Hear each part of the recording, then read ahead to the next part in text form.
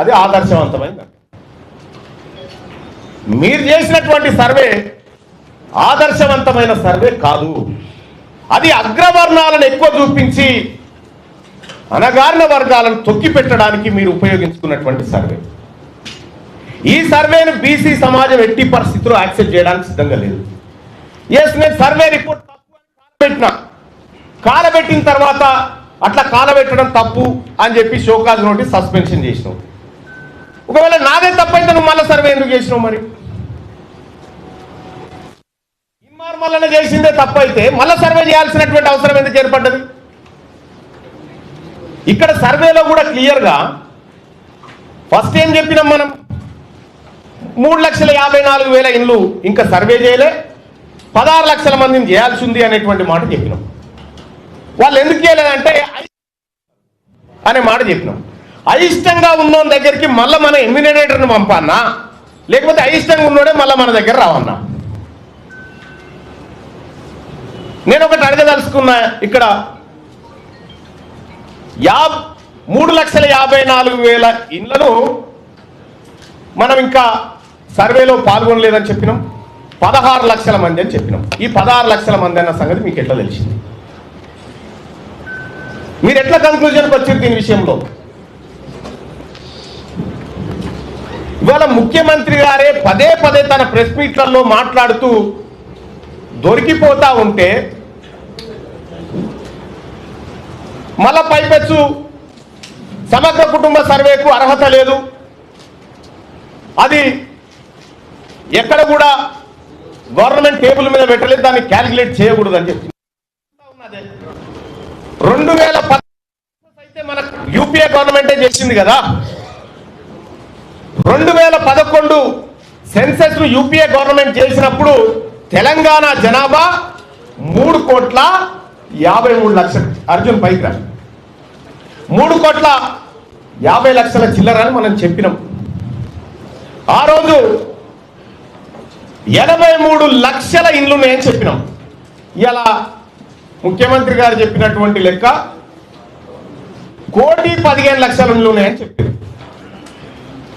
1,15,00,000 ఇండ్లుంటే ఈ 83 1,15,00,000 దాదాపు 32 లక్షలు పెరిగింది. 32 లక్షల మంది ఇండ్ల కొత్త ఇండ్లు వస్తే అందులో ఒక్కడా నిలడం. మరి 32 లక్షల ఇండ్లలోంచి ఒక్కొక్క మనిషిని లెక్క పెట్టినా కూడా తెలంగాణ జనాభా 3,90,00,000 కావాలి. కానీ ఎందుకు కాలే? ఇలా దీని కథ ఏంది, దీని వ్యవహారం ఏంటంటే కేవలం ఈడబ్ల్యూఎస్ ను రాసుకోవడానికి వేసినటువంటి ఎత్తు మాత్రమే. సహజంగానే ముఖ్యమంత్రి గారు మనలాంటి వాళ్ళు పక్కన ఉండొద్దని కోరుకుంటాడు. ఎందుకు? తీన్మార్ మల్లన్న కాంగ్రెస్ పార్టీలో ఉండి ఓపెన్ గా జరిగినటువంటి అన్యాయాన్ని ప్రశ్నిస్తా ఉంటే ఆయనకు శవన పడుతుంది. నేనే కదా ఈడబ్ల్యూఎస్ కోటా అన్యాయంగా 6.98% ఉన్నటువంటి వాళ్లకు 10% రిజర్వేషన్ ఇస్తున్నారని నేనే 4 సార్లు రిప్రజెంటేషన్ ఇచ్చిన. మీకు అది తెలియనట్టుగా మీరు యాక్టింగ్ చేసి మీరు ప్రవర్తించేటువంటి తీరు చాలా జుగుప్సాకరంగా ఉంటుంది. మీకు తెలియదా ఈడబ్ల్యూఎస్ కోటా ఎట్లా ఇంప్లిమెంట్ చేస్తున్నారో? ఇలా 160% ఉన్నటువంటి బీసీలకు 27% రిజర్వేషన్, 10% లేనటువంటి అగ్రవర్ణాలకు 10% రిజర్వేషన్. ఈ అన్యాయాన్ని ప్రశ్నించడం బీసీగా, బీసీల రక్తం పంచుకొని పెట్టిన బిడ్డగా నా హక్కు, అది నేను మాట్లాడతా. ఇలా నీ వర్గాల రక్షణ కోసం నువ్వు సమగ్ర కుటుంబ సర్వే ఏది మొన్న చేసిన సర్వేని అడ్డం పెట్టుకున్నావు కదా, మరి నా వర్గాల హక్కుల కోసం, నా వర్గాల రిజర్వేషన్ల కోసం నేను కూడా మాట్లాడతా కదా. అదే చేసిన నేను.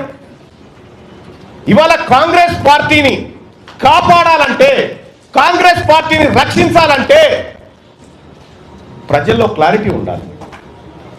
మనం సర్వే చేస్తే 90 ఏళ్ల తర్వాత సర్వే చేసినా మీరు చెప్తే సప్పట్లు పాలాభిషేకం చేసినోడు లేండి. బీసీ వర్గాలు ఎవరు నమ్మలే. పైగా మొన్న మాట్లాడి నన్ను దోషిగా నిలబెట్టిర్రు, వీళ్ళని చేసిరంటే విలనే అంటారు ఆ విషయంలో, విలనే అంటారు ఆ విషయంలో. సమాచారం అయితే పక్కా లెక్కలే అయితే ముఖ్యమంత్రి గారు ఆ సర్వేకు మీరు బాధ్యత వహిస్తారా? నాది బాధ్యత, దీని మీద డిబేట్కు నేను రెడీ అంటే ఎక్కడికి నీ సర్వే తప్పని నిరూపిస్తా. నేను కూడా సూచనే చేసిన మీకు ఆ రోజు, సరిదిద్దుకునే అవకాశం ఉంది, ప్రయత్నం చేయండి, తప్పు కాదనేటువంటి మాట చెప్పిన. మీరు ఒక తప్పు చేసి ఆ తప్పును కప్పిపుచ్చుకోవడానికి మళ్ళీ తప్పు చేసి, ఆ తప్పును కప్పిపుచ్చుకోవడానికి మళ్ళీ తప్పు చేసి, ఇవాళ సమగ్ర కుటుంబ సర్వే ద్వారా, కుల సర్వే ద్వారా ఓసీల పాపులేషన్ పెరుగుతుంది. 2011లో మనమే చేసినాం కదా సెన్సస్. ఆ రోజు తెలంగాణ రాష్ట్రంలో జనాభా 44 లక్షలు ఉంటుంది.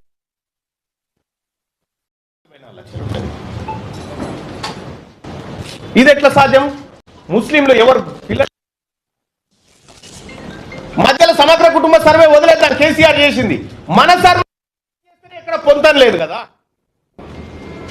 మరి అటువంటి అప్పుడు ముఖ్యమంత్రి గారు మీరు బాధ్యతాయుతమైనటువంటి పదవిలో ఉన్నారు, ఈ బీసీలకు న్యాయం జరిగే విషయంలో ఏమైనా పొరపాట్లు జరిగితే మళ్ళీ సరిదిద్దుకోండి అని చెప్పి సూచన చేస్తా ఉన్నాము. మళ్ళీ సరిదిద్దుకుంటే తప్పేమీ కాదు. ఇవాళ తీన్మార్ మల్లన్న సర్వేని వ్యతిరేకించిందంటే నేను కాంగ్రెస్ పార్టీలో చేరడానికి ఒకే ఒక్క కారణం అని చేరేటప్పుడు కూడా చెప్పిన, మా కళలను లెక్క పెడతా అంటుండు, క్యాన్సల్ చేస్తా ఉంటుండు, మాకు 42% రిజర్వేషన్ ఇస్తా అంటుండు రాహుల్ గాంధీ గారు అని చేరినాం. ఆయన ఆలోచన మేరకు, రేవంత్ రెడ్డి గారి పిలుపు మేరకు కాదు కదా నేను చేరింది, ఆయన ఆలోచన మేరకు చేరినాం. అదే నాయకుడు రాహుల్, ఓ బీసీ నాయకులారా, బీసీ ఎంపీలారా, మీకు అన్యాయం జరుగుతుంటే మీరు మాట్లాడరా అని చెప్పిండు. మరి ఆయన చెప్పిందే నేను చేస్తా ఉన్నా, ఆయన చెప్పిందే నేను చేస్తా ఉన్నా. చేస్తున్నటువంటి సందర్భంలో బీసీ పడతా ఉంది, బీసీలందరూ ఐక్యం చేస్తా ఉన్నారు, దీన్ని ఎట్లయినా అణచివేయాలనేటువంటి ఒక కార్యక్రమం చేస్తా ఉన్నారు. ఈ చరిత్ర ఇటువంటి వాళ్ళని కొన్ని వందల మందిని చూసింది ఈ గడ్డ, ఈ నేల. అందరం ఎల్లకాలం భూమి మీద బతకడానికి రాలే. ఇవాళ మనం ఒక పని చేస్తే తరతరాలు గుర్తుండాలి. గా బీపీ మండల్ గారు చేసిన పని, గా జయశంకర్ సార్ చేసిన పని, వాళ్ళు చేసిన పని తరతరాలు గుర్తుంటది. ఇప్పుడు మీరు పని చేస్తే మీ మంత్రులకే మీ పేరు యాదకొస్తలేదా?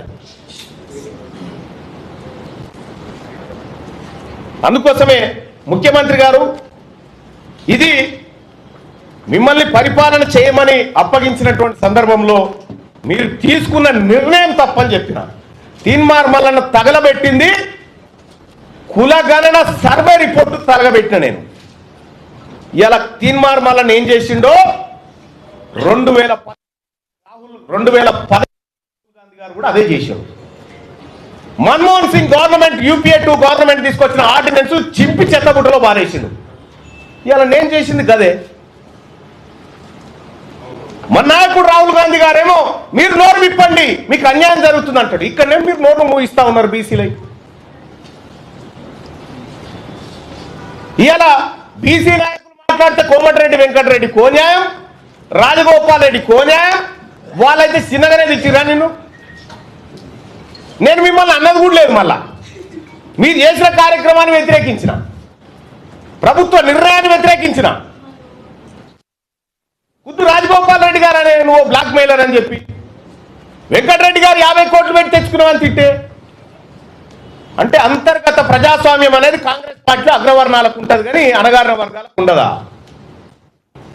ఇవాళ మీరు ఏం చేయదలుచుకున్నారు కాంగ్రెస్ పార్టీ? ఈ కాన్స్టిట్యూషన్ ఏం చెప్తా ఉంది? Constitution of all India Congress party constitution ఏం చెప్తా ఉంది? కనీసం ఏమన్నా బుర్రునోడు ఉన్నాడా? ఇది చదువుకున్నాడా? ఇందులో ప్రభుత్వ నిర్ణయాన్ని వ్యతిరేకిస్తే పార్టీ నిర్ణయాన్ని ధిక్కరించినట్టు అని ఎక్కడ ఉందా? చూపెట్టరు. మీ ఇంటెన్షన్ ఏంటంటే బీసీ లేవకుండా చేయాలనేటువంటి మీ ఇంటెన్షన్ ఏదైతే ఉందో మీరు ఆ భ్రమలలోనే ఉండురి. ఇవాళ బీసీలంతా చైతన్యవంతమై మేము ముందుకు పోతా ఉన్నాం. అలాగే సోదరులారా,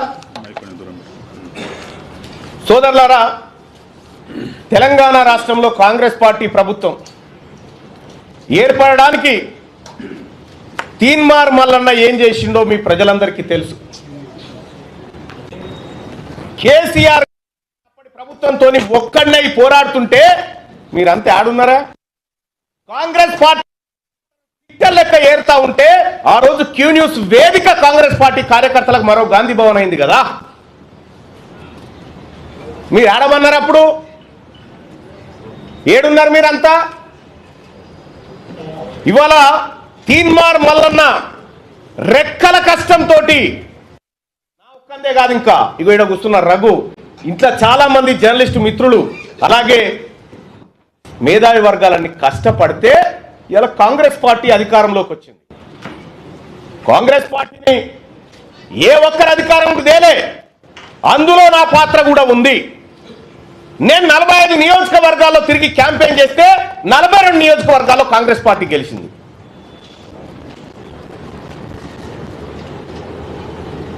తీన్మార్ మల్లన్న ఏం చేసింది కాంగ్రెస్ పార్టీ కంటే నువ్వు కూర్చున్న కుర్చీ పునాది వాడడానికి నేను తీన్మార్ మల్లన్న కూడా కారణం.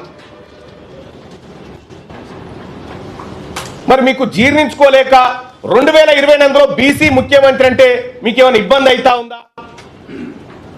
మీకు ఇబ్బంది అయితే మేమేం చేయలేము. కానీ మా లక్ష్యం ఒకటే, 2028లో ఖచ్చితంగా తెలంగాణ రాష్ట్రానికి బీసీ ముఖ్యమంత్రి అయ్యి తీర్చడు. ఇది మా బీసీలుగా మేమందరం చేసుకుంటున్నటువంటి శపథం.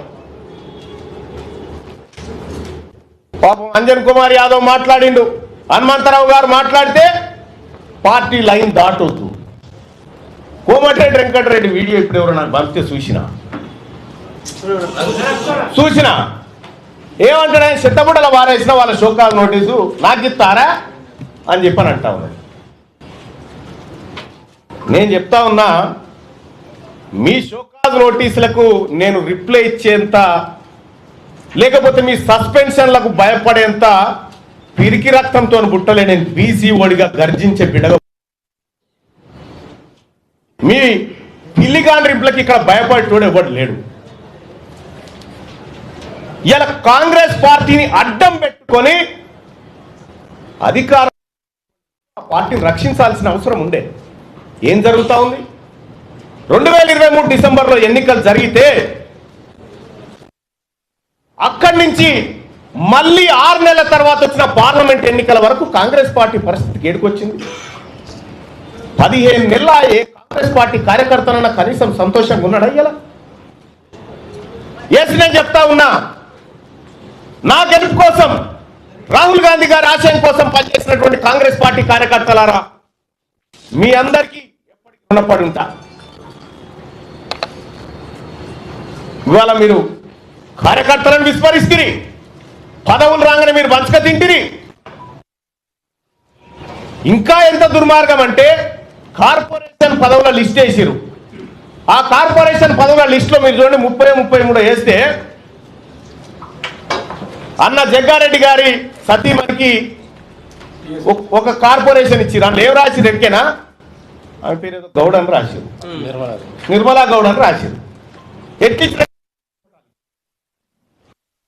ఆమె నల్గొండ జిల్లా యాదాద్రి శోభారాణి గారు ఏమో, ఆమె రెడ్డి సామాజిక వర్గం, ఆమెకెట్టి కుర్మ సామాజిక వర్గం ఇచ్చిరట. మీరు పదవులు పంచుకొని 10 ఏళ్ల పాటు అధికారానికి దూరంగా ఉండి 6 నిమిషాలు కొట్లాడిన కాంగ్రెస్ పార్టీ కార్యకర్తలు కనీసం గుర్తించకుండా మీరు పప్పు బెల్లాల లెక్క పంచుకొని పోతా ఉంటే ఆ పార్టీ కోసం కష్టపడ్డటువంటి కాంగ్రెస్ పార్టీ కార్యకర్తలు ఎటుపోవాలా? ఏం కావాలా? అందుకోసమే ఒక్క కాంగ్రెస్ పార్టీ కాదు, అన్ని పార్టీల్లో ఉన్నటువంటి బీసీ బిడ్డలకు వాళ్ళకు అన్యాయం జరిగితే మేము మాట్లాడతాం, వాళ్ళ తరపున పోరాడతాం. ఇక రెండో విషయం, ముఖ్యమంత్రి గారు 6 నెలల కాలం అసెంబ్లీకి పార్లమెంటుకు, ఇవాళ తీన్మార్ మల్లన్న కాంగ్రెస్ పార్టీ తీన్మార్ మల్లన్నను గెలిపించింది అనేటువంటి మాట, గెలిపించినాక గిట్లనే నా మాట్లాడేదని ఒక మాట నేను చెప్తా ఉన్నా. ఎవరు గెలిపించారు? తీన్మార్ మల్లన్న అసెంబ్లీ ఎన్నికల నుంచి పార్లమెంట్ ఎన్నికలు 6 నెలల కాలం ఉంటే నేను కంటెస్ట్ చేసినటువంటి వరంగల్, నల్గొండ, ఖమ్మం నియోజకవర్గంలో 5 పార్లమెంట్లు గెలిపించుకోగలిగినాం. మరి మీరు సార్ మీ సొంత మహబూబ్ నగర్ జిల్లాలోనే మీ అభ్యర్థి ఓడిపోయాడు. మీరు సిట్టింగ్ ఎంపీగా ఉన్న మల్కాజ్గిరిలో ఒక సీట్ రాలేదు. ఇవాళ మీరు కరెక్ట్గా పనిచేసినంటే 6 నెలల పాటు కరెక్ట్గా కాంగ్రెస్ పార్టీ విధానాల కోసం పనిచేసినంటే ఆ 8 సీట్లు కూడా కాంగ్రెస్ పార్టీకి వస్తే ఇలా నరేంద్ర మోడీ ప్రభుత్వమే లేదు కేంద్రంలో. పరోక్షంగా మీరు సహకరించుకుంటా ఇవాళ కాంగ్రెస్ పార్టీని